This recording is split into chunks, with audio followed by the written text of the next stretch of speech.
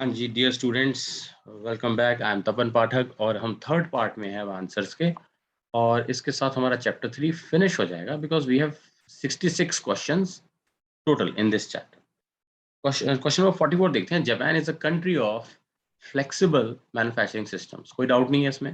Suppliers have direct links with retailers who replenish stocks whenever needed. Replenish का मतलब होता है वापस से भर देते हैं जैसे वो खत्म होता है। तो ये भी ठीक है, दोनों ठीक है। और reason is the correct explanation of the assertion. ठीक है, अब हम आते हैं क्वेश्चन नंबर 45 के ऊपर। तो थोड़ा सा हम आगे बढ़ जाते हैं। Significance of political conditions in business success lies in the. ठीक है, यहां पर अगर आप देखो फिल इन द ब्लैंक्स हैं। Predictability of under stable political conditions, देख रहे हो। प्रिडिक्टेबल सर्कमस्टांसेस हो और स्टेबल सर्कमस्टांसेस हो तो बिजनेस जो है प्रिडिक्टेबल हो जाता है। अगर स्टेबल सर्कमस्टांसेस है तो हम कह सकते हैं इस कंट्री में कोई इशू नहीं है पॉलिटिकल। लेकिन अगर ऐसी कंट्री है जहां पर की स्टेबिलिटी नहीं है पॉलिटिकल, तो वहां पर फिर इश्यूज तो होते हैं ना, क्योंकि बिजनेसेस को सेफ्टी चाहिए, बहुत बड़ी चीज होती है सेफ्टी। ओके, 46 देखते हैं। 46, ठीक है। Chandrasekhar, who is the CEO of a company, has decided to think afresh about how to deal with current situation where 3 new players have entered the market, leading to creation of more competition. यहाँ पे एक साथ जो है 3 enter हो गए हैं। तो यहाँ पर है क्या, यहाँ पे ना फ्रेगमेंटेशन बहुत तेजी से होगा। ये क्वेश्चन थोड़ा टफ है क्योंकि अगर आप सिर्फ इसको ऐसा तो नहीं कह रहा कि ये कंपैरेटर है, इस तरीके का कोई थ्रेट हो।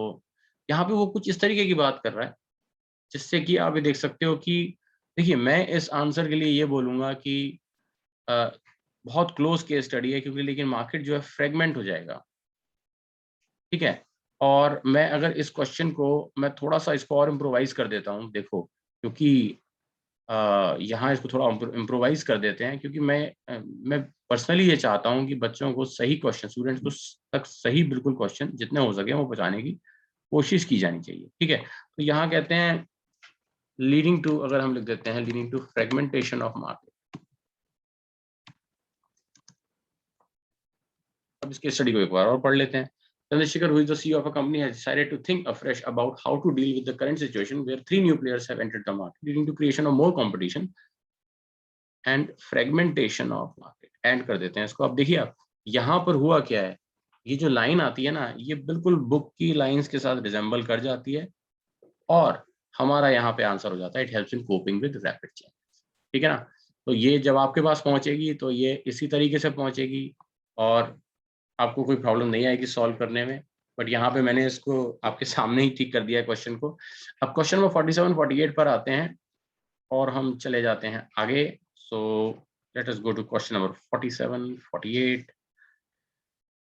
The top management of an automobile company is concerned about the future development of the company. It is spending a lot in order to understand the business environment and seems that proper monitoring will result into. अब देखो, ये जो line आती है ना, proper monitoring will result into, ठीक है ना। ये जो चीजें होती है ना, ये हमारे को पकड़वाती हैं, मतलब कि हमें आंसर्स पे पकड़वाती हैं कि आंसर हमारा क्या होगा। तो वो मैं आपको बताता हूँ। It helps in improving performance होगा। इंपॉर्टेंस ऑफ बिजनेस एनवायरनमेंट में आप देखना, इंप्रूविंग परफॉर्मेंस के अंदर ये चीज़ दी हुई है कि मॉनिटरिंग से कैसे लोग अपनी परफॉर्मेंस को बढ़ा सकते हैं। तो मॉनिटरिंग कहीं पे आती है जिससे कि आप अच्छी बिजनेस प्रैक्टिसेस को अडॉप्ट करते हो, जो हमने पीछे भी देखा था क्वेश्चन। और उसके बाद फिर कहते हैं जी, recently due to high inflation rates the companies cost of business has increase. तो इकोनॉमिक के अलावा तो कोई हो ही नहीं सकता। ठीक है ना। Due to high inflation rates the company, है ना, the company cost of business has increase due to increase in cost of raw materials. तो इस तरीके से, ठीक है, ये दो क्वेश्चंस के हमने आंसर्स देख लिए। अब हम आगे बढ़ जाते हैं। क्वेश्चन 49 और 50 देख लेते हैं। ठीक है, तो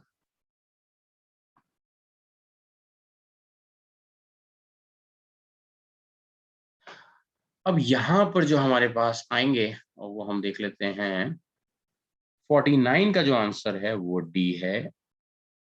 ठीक है, और 50 का जो आंसर है वो भी डी है। तो आप ध्यान से देखो क्यों।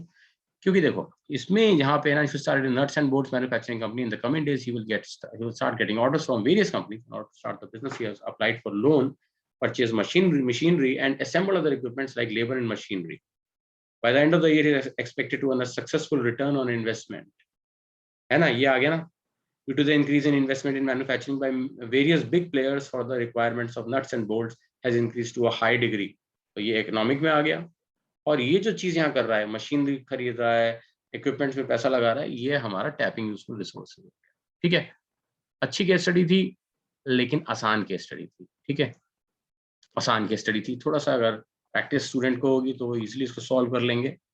ठीक है, अब आते हैं क्वेश्चन नंबर 51 से 54। तो ये देखो यहाँ पर 51 का आपको आंसर मिल जाएगा बी। ठीक है, आगे बढ़ जाते हैं। ठीक है, अगर आपको इसमें डाउट हो पूछ लेना, मैं कमेंट सेक्शन में बता दूंगा। और 52 के अंदर हम देख लेते हैं, 52 का आंसर है डी। लाइन क्या है, on the orders of the government in order to reduce the pollution of the government. वो ठीक है, वो वाली लाइन की वजह से, orders of the government, pollution of the government. Question number 53 का आंसर है डी। ठीक है, they are the first to do so while their competitors are still clueless to identify opportunities and taking first mover advantage. ठीक है ना, उनके competitors clueless हैं लेकिन वो आगे बढ़ गए हैं। क्वेश्चन नंबर 54 पे आ जाते हैं। Which feature of business environment is highlighted above? तो 54 का आंसर है सी। ठीक है, डायनामिक नेचर हो गया। Mister A is ready to face challenging circumstances in the coming years by adopting according to customer preferences and changing competition। ठीक है, यहाँ पे ये चीज समझ में आई। अब हम आगे बढ़ जाते हैं। Let us go to the next question.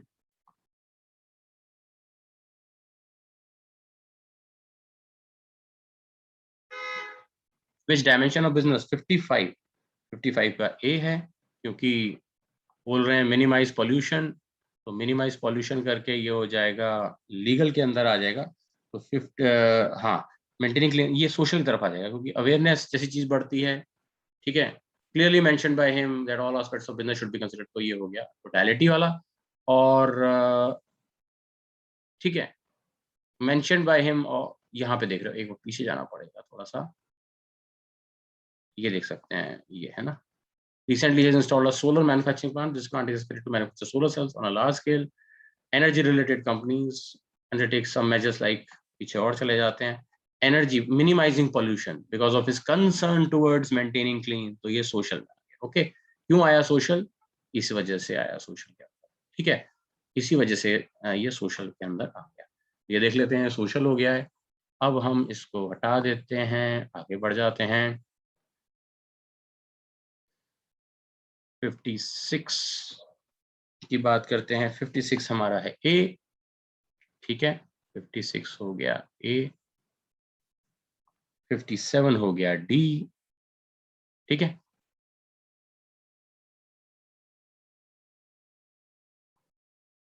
58,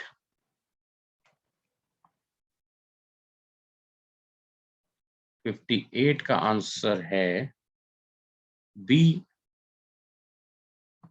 ठीक है, this plant is expected to manufacture solar cells on a large scale. It might pose challenge to other energy related companies. तो इसलिए identify threats and early warning signal हो गया, क्योंकि ये वाली line आई है। ठीक है, अब क्वेश्चन 59 से 60 का देख लेते हैं।